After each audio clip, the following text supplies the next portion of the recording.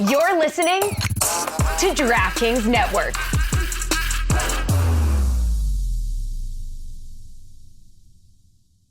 Decisions. Wait a minute. Are you still looking for cars on Carvana? Yeah, decisions. When I used Carvana, I found the exact car I was looking for in minutes. Bought it on the spot. Electric or full diesel? Decisions. Come on, you've been at it for weeks. Just buy it already. You're right. Crossover it is. Decisions decided. Whether you know exactly what you want or like to take your time, buy your car the convenient way with Carvana. Football season is here, and there's absolutely nothing better than game day. But it can be a little bit stressful. You're placing bets, you're setting fantasy lineups, you're figuring out the most comfortable position to sit on your couch for the next 12 hours. No one has time to think about this part. Cooking. Well, thanks to DoorDash, you don't have to worry about that. DoorDash is the best place to order all your game day favorites. Chicken wings, nachos, burgers, dogs, hey, maybe even little chips and guac, something like that. Get a little salsa in there. It can all be delivered with DoorDash. So this football season, don't stress about the cooking. Kick back and enjoy game day thanks to DoorDash. DoorDash, your door to more. Download the DoorDash app now to order your game day favorites. This is the Dan Le Batard Show with the Stugotz podcast.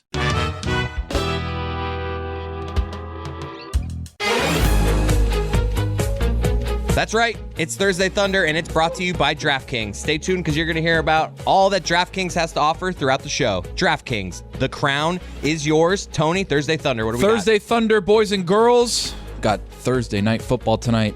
A inter-division matchup between the Buccaneers and the Atlanta Falcons. We're going to start with our first leg of the single game parlay on Thursday Thunder. Mike Evans, Mr. Reliable, over 50 receiving yards. You say single game parlay? Is a parlay? Same game parlay, yeah. Okay. Single game parlay, same game parlay, all in the same game. Yeah. 50 yards and over for Mike Evans.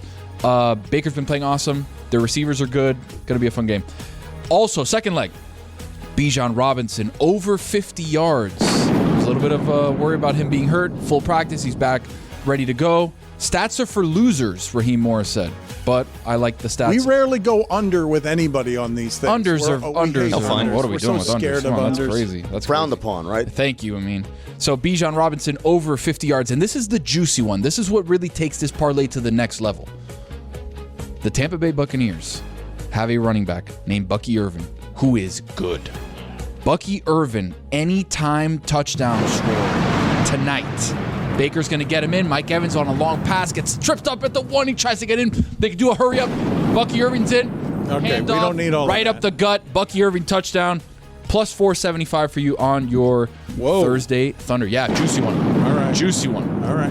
Thank you. We've got a lot of shipping container stardom today. You've got Jen CFB at the end of the show with Jessica and Lucy. You've also got Pitch Clock because we're immersed in baseball here. Look at Jeremy smiling over there. Giant smile on Jeremy's face.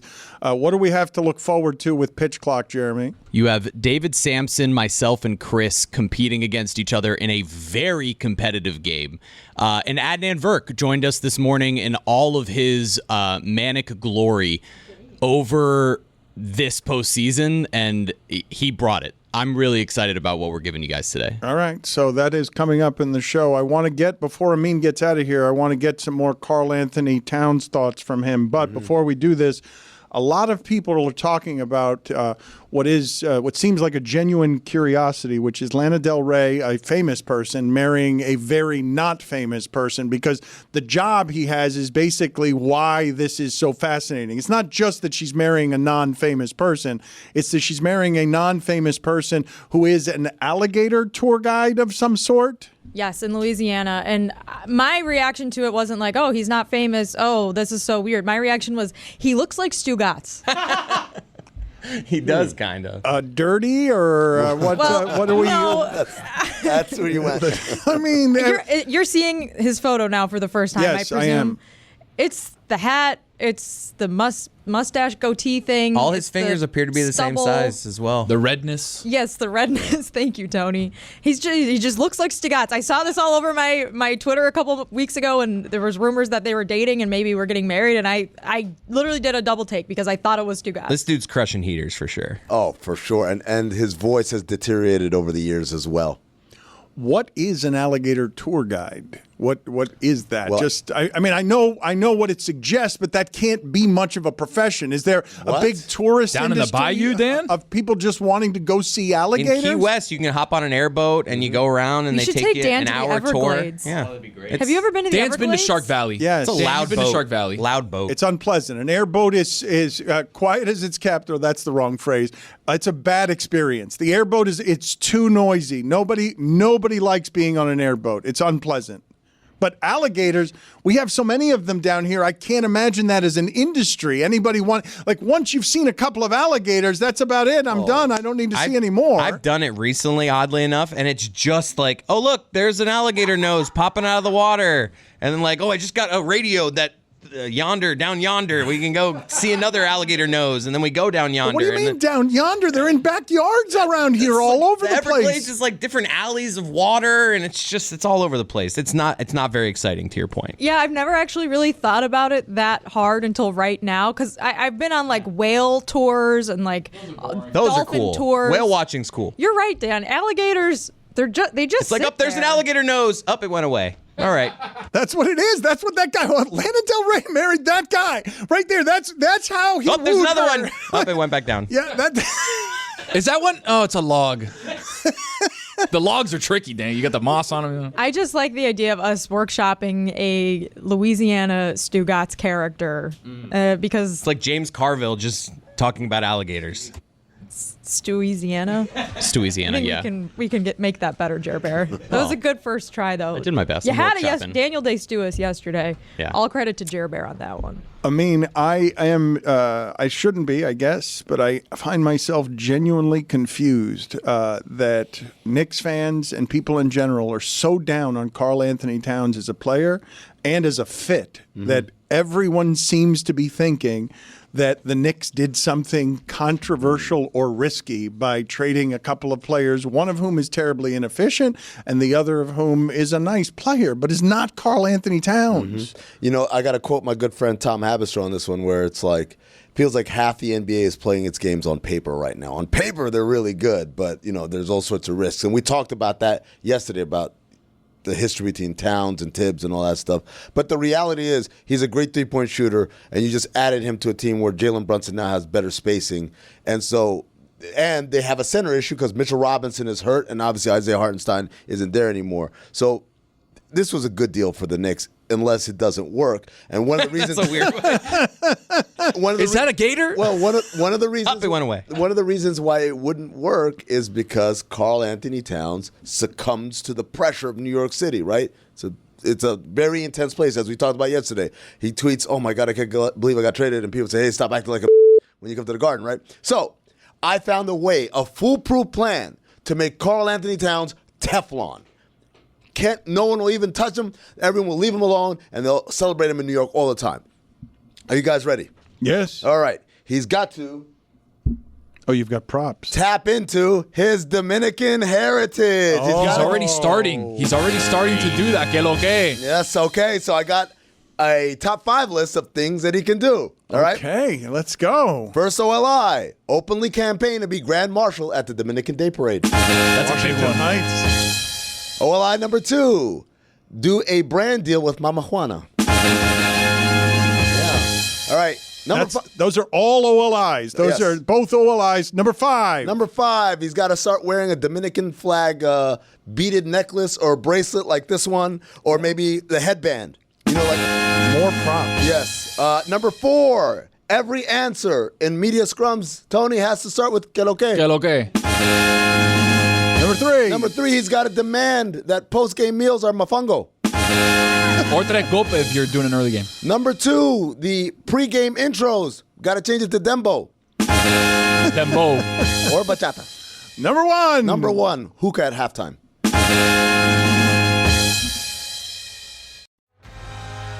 Don't miss the new Hulu original drama La Máquina, starring Diego Luna, Gael García Bernal, and Eiza González. La Máquina is the first Spanish-language original series from Hulu. In their long-awaited on-screen reunion, Gael and Diego play lifelong friends, one a boxer and the other his crafty manager, making one last attempt at glory in the ring. But to make it to fight night, they must confront a mysterious underworld organization, raising the stakes to life or death. La Máquina premieres October 9th, streaming on Hulu. Dan Le Batard. I don't like smelly either. Stugotz. Women stay home in the kitchen where they belong. This is the Dan Le Batard Show with the Stugotz. Very excited to see this face, this attitude, this comedy. You know her from The Daily Show, from Full Frontal. Yeah. She's back with 2 new podcasts, Choice Words, it's an interview show, and a new weekly show, The Daily Beast Podcast. She co-hosts that with Daily Beast editor Joanna Coles, and they call it, the best dinner party you've ever been to, just without any food, which makes it actually the worst dinner party. It's actually the worst, yeah. The worst dinner party, but she is great in general, and I enjoy listening to her. Thank you for making the time for us. I do appreciate it, Samantha. Oh I am so delighted to be here. I can't even tell you. I hear the delight in your voice. I want to start, though, with Kamala Harris. You've talked to her a few times. You've interviewed her a few times before recently on Full Frontal. What do you make of how it is that she's doing and the movement in this country toward her? How relieved specifically were you to see Joe Biden step down? Oh, my God. I felt it in my bones. Like, it didn't even seem real when it was happening. I think I was probably in the car. I think I was in my car, actually. And he sent the letter out on X, and I kind of I scanned it quickly, and I was like, oh, my God, these Russian trolls are getting so good. This seems so real. And then I felt a sadness because I was like, oh, it's so painful. Like, just sort of imagining the conversations, like the closed door conversations that were happening. And but then I was just like, relief washed over me. And then it's been just like it's been a great trajectory ever since, I think. I mean, it's a wild ride. How do you think she's doing? And do you even understand how it is, for example, do you understand how women would vote the other side of this? I don't relate to that. I don't relate to that particular move. I really don't feel like the GOP is currently speaking to me and my needs or the needs of women in general, or even really thinking about us at all in a healthy way. So I can't really say that I understand at all. Well, what do you see? What do you see as a Canadian when you see that after the debates, MSNBC and CNN are talking to undecided voters and doing focus groups on undecided voters? How could it be even possible that 2 months from the election, there's still an undecided that might change with some information over the next 2 months? When Canadians they're decisive people. Oh, well, let's not get crazy. I do think it does create mental chaos in me. Like, I can't imagine. I just feel like the two candidates could not be more starkly different. And I don't understand how you could possibly be kind of like wiggle-waggling between them. And I don't understand it at all. I actually also don't understand conversations where we're like, I'd really love a little bit more detailed policy from Kamala Harris on the price of grain.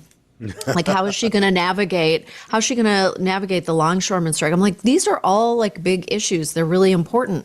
But the other guy is currently doing like a good body contest with Joe Biden, who's not even in the race anymore. Like, he's literally on stage saying that he has a great body and wants to do like a push-up competition. I'm like, there's really I'm not expecting any policy details from the Donald Trump camp, so I'm not sure why we're being so specific with her. And is that really going to change people's minds? Like, if you can't see a difference, I just don't know what is in your head. I don't know what's happening. Do you never tune into anything? Like, how do you never? I don't.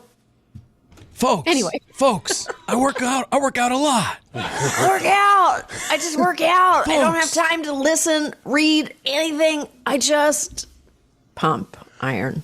You missed. I appreciate that you played with him there, but that was his fake Joe Biden. It's a very limited Samantha, fake Joe good to see you. How's it going? I want to, you know what? I want to go back in time. I want to reverse the polarity of the earth. I want to go back in time, and I want to appreciate your impression. Hey, I appreciate I want that. to rewind. It's great. You're not I so really bad love yourself. Thanks. Can we just rewind the earth? It's okay. Fine. You tried to play with him, and I understand why it is you didn't totally understand what his fake Joe Biden was. Thanks for playing with me. No, now I love it. Now that I know, when you know, and now I do, and forgive me. I'm with you. Samantha, obviously American society is rife with misogyny, but I think a lot of people would be surprised to find out that Pakistan, a country that people would feel is a lot more oppressive towards women, has twice elected a woman prime minister to lead their country. And we have yet to do it once. Why do you think the American public is so resistant to or portions of the American public are so resistant to the idea of a woman president? Well, you know what? I always say, and listen, I don't think that that's necessarily, I mean, it's all there. The evidence is all there for us to see. Maybe this is the time. I'm so hopeful that it is. It will be incredible. I always say, and this is either going to hit people where they live or not, or they're going to be like, that's not true. But I do think that America kind of hates its mom and really seeks the approval of its dad.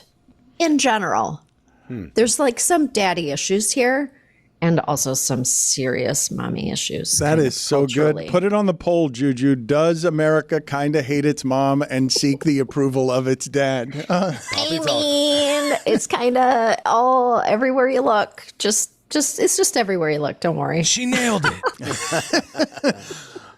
I can relate. But I'm voting for Kamala. So. Oh yeah. Oh boy. Spoiler alert.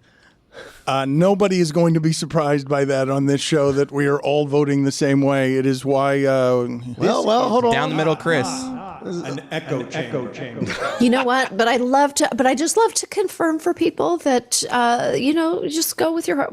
It's one of the most private places in America for you to make your tough decision. And you should definitely make the decision that I want everyone to make. But if you don't have to tell a soul. Like, this, for instance, in the echo chamber. When we were voting for a mayor last time in NYC, I voted for myself. I wrote myself in as a candidate. Really? Did you really? How'd you do? You can do anything you want. I think I got 6 votes. There it is. She also hasn't been indicted yet. I mean, so she's actually doing really well. Yet. No. Never say never.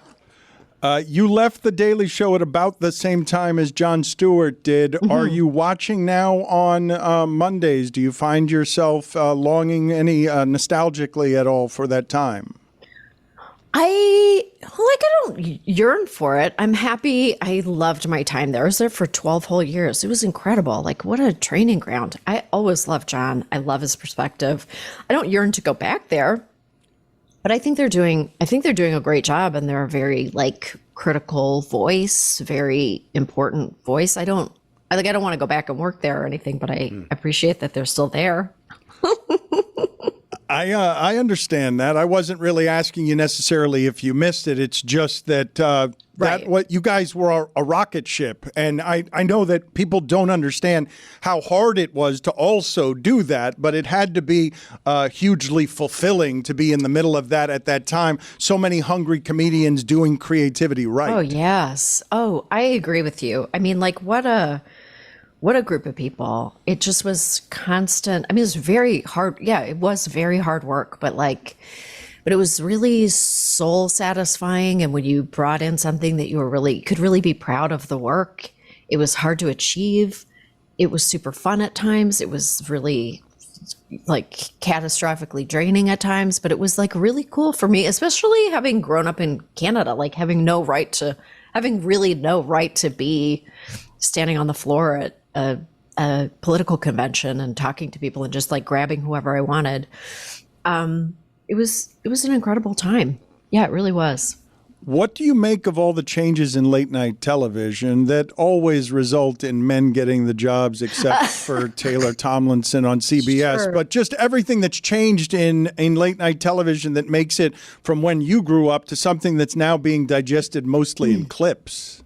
I know it has really changed a lot, but all of the whole entertainment industry has just contracted in a way that when you're in it, you really see it and you really feel it. Like it's changing so much just based on kind of economics and who's the creative force at the top and what is, how are we incentivizing making television and what are we prioritizing? And it's a really difficult time to work in television, actually.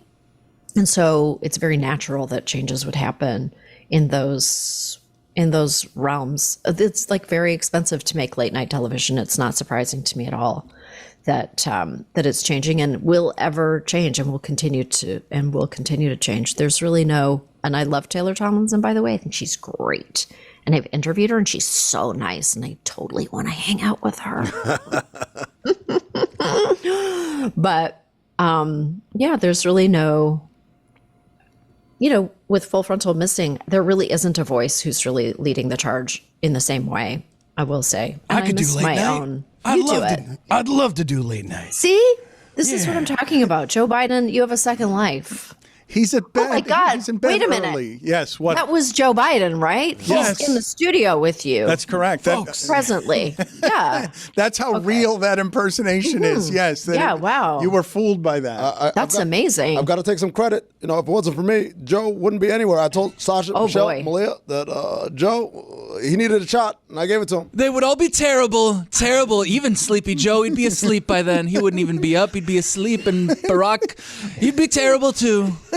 This is like Dancing with the Stars. Thanks. I feel We like appreciate I'm the best dancer. Are we human or are we dancer? Hey. You are a dancer. You're a lyricist. You're a dancer. You're doing it all. Check out the Daily Beast podcast. It's every Thursday. Choice Words also on Thursdays. She's bombarding you on Thursdays. And if you want to get tickets to How to Survive Menopause, how do you get tickets to survive menopause? How do you do it? You go to my Instagram. You go to my Instagram or Amazon Audible because it's an audio. It's going to be a performance for the Audible listener. Joe, excellent. Any words on the way out? Thank you. I am not a crook. Neither am I. Thank you, Samantha. We so appreciate it. Have a great day, everyone. You too. Football season is here, and there's absolutely nothing better than game day. But it can be a little bit stressful. You're placing bets, you're setting fantasy lineups, you're figuring out the most comfortable position to sit on your couch for the next 12 hours. No one has time to think about this part. Cooking. Well, thanks to DoorDash, you don't have to worry about that. DoorDash is the best place to order all your game day favorites. Chicken wings, nachos, burgers, dogs, hey, maybe even a little chips and guac, something like that. Get a little salsa in there. It can all be delivered with DoorDash. So this football season, don't stress about the cooking. Kick back and enjoy game day thanks to DoorDash. DoorDash, your door to more. Download the DoorDash app now to order your game day favorites. TD, Tutty, in for 6. Touchdowns matter more at DraftKings Sportsbook, an official sportsbook partner of the NFL. We don't care how they score them, we just want to bet on touchdown. And DraftKings Sportsbook is delivering. Ready to do a touchdown dance of your own? New DraftKings customers bet $5 to get $200 in bonus bets instantly. Score big with DraftKings Sportsbook, the #1 place to bet touchdowns. Download the DraftKings Sportsbook app and use code DAN. That's code DAN for new customers to get $200 in bonus bets when you bet just $5. Only at DraftKings Sportsbook. The crown is yours. Gambling problem? Call 1-800-GAMBLER. In New York, call 877-8-HOPE-NY or text HOPE-NY 467-369. In Connecticut, help is available for problem gambling. Call 888-789-7777 or visit ccpg.org. Please play responsibly. On behalf of Boot Hill Casino and Resort in Kansas, 21 and over. Age and eligibility varies by jurisdiction. Void in Ontario. Bonus bets expire 168 hours after issuance. For additional terms and responsible gaming resources, see dkng.co/ftball. Don Le Batard. It sounds to me like everybody could use a hug because a hug is always the right size. Stugotz. All I have put in my body today is 3 cups of coffee and an entire cup of honey. Go to the penalty box. Don't let him fool you. He said in the break that he's jittery. This is the Don Le Batard Show with the Stugotz. Welcome to the Pitch Clock.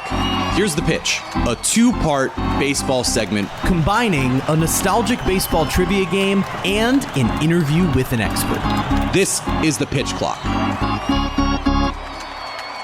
And it's another episode of the Pitch Clock. And this time, it's the MLB playoffs. Could not be more excited. Wild card action's already been happening. David Sampson is here. Chris Cody is here. Adnan Verk will be here later to break down what's been happening in the wild card round. But David and Chris join me for Taylor's Trivia. Taylor, tell us what we're going to be doing today. We've got a draft today. The goal is drafting the most pitching wins in the playoffs all time. And note, these numbers are before this playoffs. We'll go 5 rounds, snake draft. The order I have is Chris, David, Jeremy. Okay. This is gonna be bad. All right. So who's going first? Chris, the clock has already started. The clock has started. It's on you. Remember, there is 20 seconds because this is the pitch clock. And so your 20 seconds are taken away. Andy Pettit. It's a great pick. He's locked in right now because that's the number one answer. Yeah, that's the number one answer. I think we all knew that. It's everything from there. Andy Pettit at 19 wins. Wow. David, you have the second overall pick. Tim Lincecum. Ooh. Tim Lincecum, 5 wins. What's the barrier to get on this list? Well, he's just looking it up. Okay. We're just drafting. All right, so I've got back-to-back picks. So we're based just off drafting to see. We're just drafting. Sorry, my bad. There's no strikes. So I can't get wrong here. You can't get it wrong, which is good news. I mean, you can sort of get it wrong. You could get 0. Okay. Based off of where David just sent my head. I want to do that one. I'm going to say Madison Bumgarner. Damn it. 8. Okay. I'm going to go ahead and say Roger Clemens. Roger Clemens, 6th on this list, 12 wins. Okay. All right. I'll take it. I mean, man, Pettit off the top is like one of those. It's a Mike Schur moment. Yeah. All right. So, David, you are back up in this. I can see the stress on your face that we are feeling internally as well. I'm going through all the playoff teams right now because my mind is blanking from the past. Yeah. I'm going to go with the Dodgers, Clayton Kershaw. Oh, boy. 5th all-time, 13 wins. Really? Wow. Huh, that's against everything Stugotz has ever said about Clayton Kershaw. Compiler. Well, that's actually why I guessed it. I love that. So me for 2? Chris, back-to-back picks. Chris is up. He has back-to-back picks here. Chris, your second pick. I have one pick, but I'm just going to milk this 20 seconds here while I'm thinking of my next guess. We do this in fantasy drafts, right? Yeah, you just wait until the very end. 10 seconds. All right, shut your mouth. I'm going to take Mike Mussina as my first guess. Good pick. That's a good pick. Mike Mussina, 7. That's it? Okay. That is shocking to me that he only had 7 wins. All right, Adnan Verk now here as our expert on the pitch clock, up to date here on Thursday morning as we record this, and lots of baseball action has happened in the wild card round. Adnan Verk, of course, working for MLB Network during this postseason, and we got to start with my Detroit Tigers because the Tigers sweep the Houston Astros. They had a 0.2% chance of even making the playoffs on August 11th. Now they advance to the American League Division Series. A couple of things for you. First, go ahead, pinch hit, base hit in the 8th inning or later in Tigers postseason history happened yesterday. They're the 4th team in history to win a playoff series after being 10 games back of a playoff spot with at least 110 games into the season. All the others won the World Series. And for the Astros, this is the first time since 2016, since Barack Obama was president, since before Alex Bregman was in the big leagues, that they're not in the ALCS. They're knocked out here in the wild card round. What is the bigger deal here, Adnan? The Tigers advancing after everything I just said, or the Astros being eliminated in the wild card round? Long before Barbenheimer, long before COVID. I mean, I love the perspective you're putting here on these Tigers winning. I mean, listen, love the fact you've hopped on the wagon, Jeremy. My old friend Mike Kiss from college is a diehard Tigers fan. He's losing his mind. He'll be happy to have some more Tigers support. You know, Tom Selleck was the famously wore the Tigers at Magnum PI. So if the Tigers make the World Series, you can be that guy, the modern day Magnum PI. But it's a great story, dude. I mean, I think the bigger story is the Astros getting knocked out only because, as you said, they've been always habitually in the LCS. But Ryan Pressly specifically had converted his first 14 postseason save opportunities. The fact that Kerry Carpenter got the rally started, that eighth inning rally, that 1-out single, then he goes to third, he scores in a wild pitch. But let's talk specifically about that at bat, because this is why you and I love baseball, is the matchups, because it's a team game, but it's individual moments. And Andy Ibanez gets sent up there by A.J. Hinch to pinch hit. This is Andy Ibanez, who hit just a $167 in September. He had not driven in a run since September 10th. Think about that. Wow. He's facing Josh Hader, as you mentioned, in terms of payroll, signed a $95 million contract specifically for situations like this. This is where Hader is going to step up and make his money. And there was a close pitch, 2-strike pitch that I thought was strike three. Ring him up. Instead, no. And that's why baseball is so great. One pitch changes the at-bat. Instead of the strike three, the next pitch was a ball, and the next pitch he rips to left for a double. Hader signs a $95 million 5-year contract, gave up 3 hits, walked 2, and 1 1/3. He's never been a guy who looks to pitch more than 1 inning, and there's an example there that the Tigers took advantage. Let's move to the other American League wildcard series here. Royals sweep the Orioles, and the Orioles just score 1 run over 2 games after being a dominant offense earlier in the year. It looked like a team that was going to win the American League East. The disappointment for the Orioles here, losing those 10 straight postseason games. Want to hear a little bit about that, and also how the Royals stack up with those mighty Yankees, as Aaron Judge, the MVP, is in this series, and Bobby Witt, the likely runner-up, is in this series between the Yankees and the Royals. Yeah, I'm with you. I think that series is going to be a ton of fun. We'll talk Orioles first and their futility. Second consecutive year, they don't get it done. It's their offense. Their offense disappeared in the second half. Adley Rutschman particularly was not very good after the All-Star break. They went 1 for 13 runners in scoring position and 5 for 32 combined. I mean, that is just horrific. And they've got numerous offseason questions right now. I think manager Brandon Hyde's in the hot seat. I think Corbin Burns is going to be gone. They can't afford him. He's going to get $300 million from the Mets or whomever. He's going to get a Garrett Cole-type contract, so he's going to be gone. And this is awfully disappointing because it gets very easy to say we have this young collection of talent. We're going to be there for years to come. It doesn't always work that way. And now this is back-to-back years that they've been completely dusted and taking care of business. So 0-5 the past 2 years, as you mentioned, 10 straight postseason games. It's ugly for Gunnar Henderson and company, but great news for Bobby Witt and the Royals. We talk about Bobby Witt's speed. He got to first base 4.14 seconds. Amazing. Infield single is what he beats out for the go-ahead run. So true small ball for the Royals as they win this game 2-1. And I think, he's the AL batting champion for good reason. It's second consecutive game in which he had the decisive hit, RBI single, the 1-0 game. So you can't spell hit without Witt, and he's been awesome to see. And the Royals story overall, Jeremy, I know you're all about the Tigers, but they lost 106 games last season and a 30-win improvement back in October, trying to win the World Series, first time since 2015. So it's an incredible story. The Yankees are heavily favored. They're an 8-win improvement. They're 94 wins. Royals were 86, but don't tell it to Kansas City. With Bobby Witt, anything's possible. And you're right. Specifically, I'm curious to see Witt versus Judge, the top 2 MVP candidates. I got the Yankees winning it in 4, but again, I wouldn't be shocked if KC pulls it off. How about 3 AL Central teams, a division that because of the White Sox finished under 500 overall because they had the most losses in the history of the game, and yet 3 AL Central teams advance, and now you have them and the Yankees in the American League. It should be spectacular seeing the Tigers against the Guardians, and of course the Royals against the Yankees. Okay, since there's a low barrier here, like not that many wins is get you high on this Yeah, list. except So, you have Pettit. Even though they never did any real winning, they made the playoffs a ton, so I'm going to go with Greg Maddux. 8th on the list. 11. Okay. See, now you're sending me in a direction too, David. I have 30 wins. David, your third pick here, David. I'm going through the playoff games today now. That's how bad. Okay. That's great. Justin Verlander. That's a great guess. Number 2, David. Number 2. 17 wins. No! Boom. Oh, that's such a good one. I was waiting to... Couldn't even make the roster this year. Crazy. Oh, man. Okay. For 2 now? I'm screwed. Yeah. All right. So I have back-to-back picks here. Who did David just guess? David just got Justin Verlander. Based off of what you just said, my only concern about the pick that I want to make is that he also was a reliever. 8 seconds. Actually, I'm going to stick around there. Max Scherzer.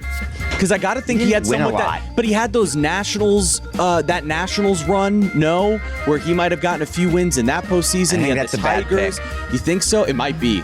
I'm a little worried about it now. Max Well, he's Scherzer? got to be winning. He got 19. Plus 7. 7. 37. All right, Scherzer. Not bad. 7. It's there. I'm not happy about it. All right.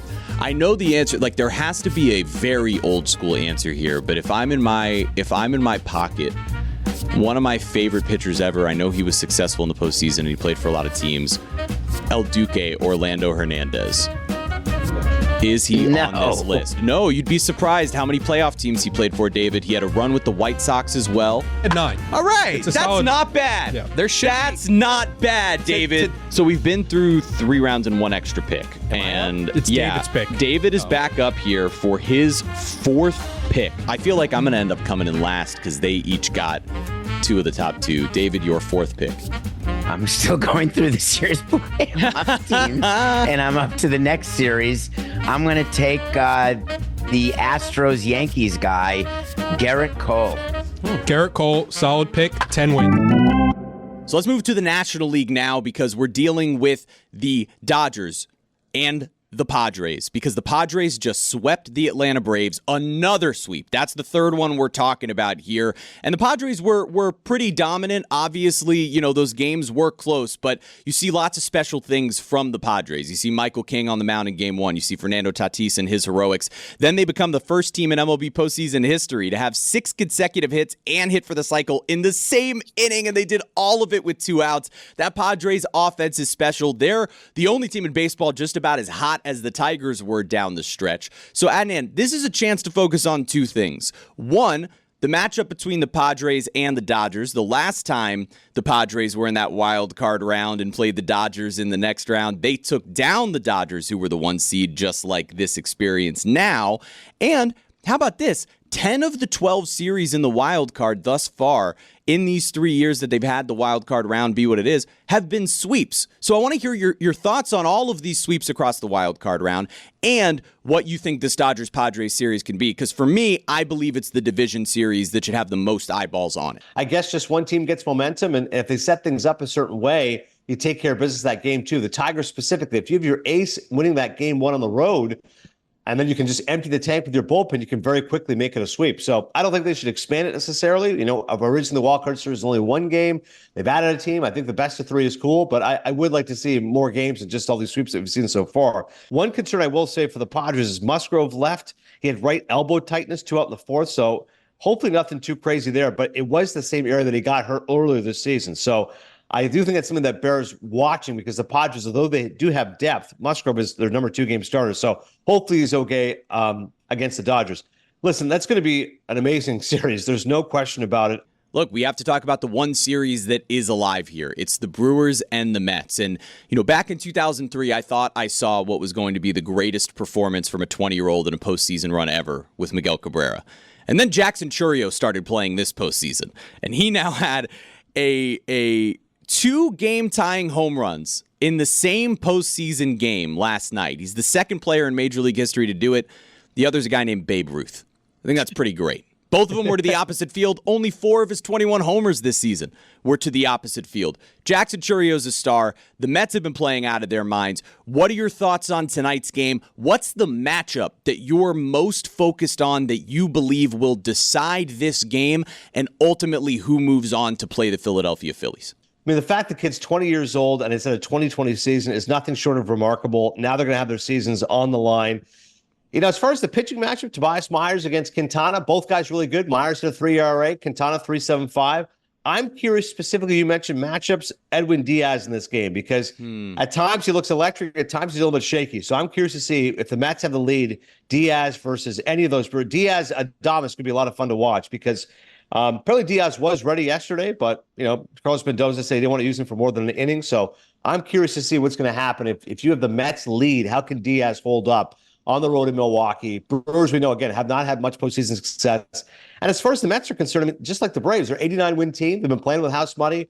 Lindor's had an incredible run. He's going to be the runner-up for MVP to obviously Ohtani. I love Vientos. He had that huge hit in Game 1. So I'm just grateful we're going to have a Game 3. I love seeing Chourio step up. You know, Adames Winker's been kind of fun. Those guys have been barking back and forth. So I wish one of them was a pitcher. That's the matchup I would pick if one of them was on the mound facing each other. But Hopefully, Winker gets a double, starts popping off to Adames, and we have a good old brawl there on the field. This is going to be a blast of a Game 3, the only one that we get to watch, so all eyes will be on it. Edwin Diaz, let's see if he can have a little bit more success than Josh Hader did. And just recapping here, it will be the Tigers against the Guardians. It will be the Royals against the Yankees. It will be the Padres against the Dodgers. And then ultimately, the winner of Brewers-Mets moves on to take on those Philadelphia Phillies. Adnan, hopefully we'll have you back maybe next week to talk more postseason baseball here on the Pitch Clock. Cannot wait for it. Hope you have a blast watching Game 3 and moving forward. Go Tigers. All right, thanks so much, Tigers. Jeremy. I appreciate it, man. Lock me in for next week, and I got the Guardians over the Tigers, but I hope I'm wrong, just for your sake. Yeah, you will be wrong. They're not even getting to Emmanuel Clase. It's not even going to happen. He won't have a lead. And now, all right, go Tigers. Let's head back over to our game with David Sampson and Chris Cody. I just thought of somebody. Yeah, Chris, you have back-to-back, and these are your final 2 picks, Chris. So you have your last pick. You have the last pick of the fourth round and the first pick of the 5th round. And I only have 1 pick left.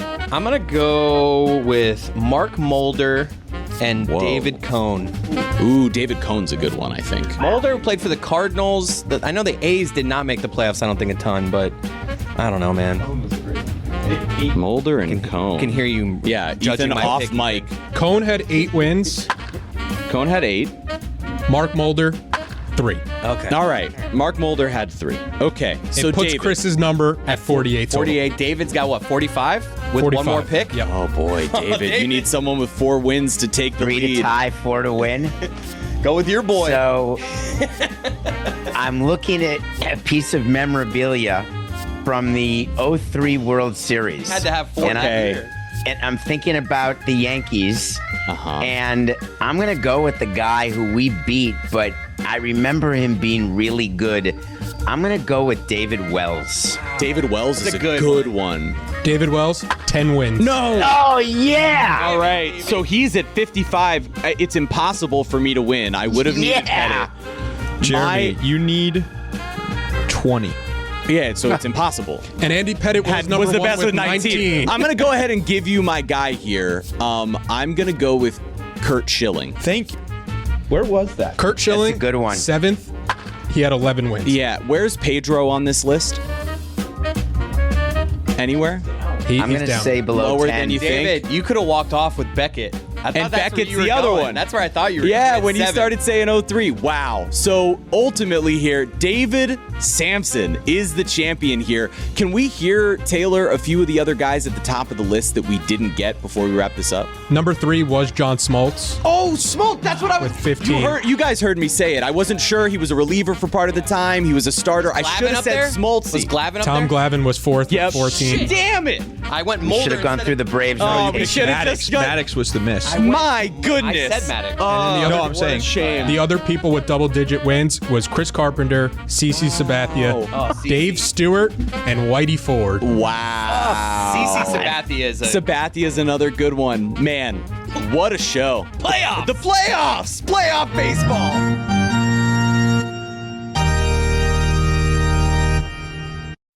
Hey folks, it's Mike. From defending your favorite team after a bad loss to obsessively checking your fantasy lineups, football fandom is bigger than just Sundays. Miller Lite knows the passion that comes with rooting for your team. Like the debate that sparked in 1975. Great taste versus less filling. So, what is the best thing about the original light beer? Let it be both. Yeah, let it be both. The fact that it has great taste and is also less filling. You don't have to pick your favorite because Miller Lite keeps it simple. Undebatable quality, great taste at only 96 calories. It's a beer that strips away everything that you don't need and holds on to what matters most. The original light beer since 1975. Make your game time taste like Miller time. Tastes great and is less filling. Let it be both. To get Miller Lite delivered right to your door, visit MillerLite.com/Dan. Or you can find it pretty much anywhere that sells beer. Celebrate responsibly. Miller Brewing Company, Milwaukee, Wisconsin. 96 calories per 12 ounces. Fewer calories and carbs than premium regular beer.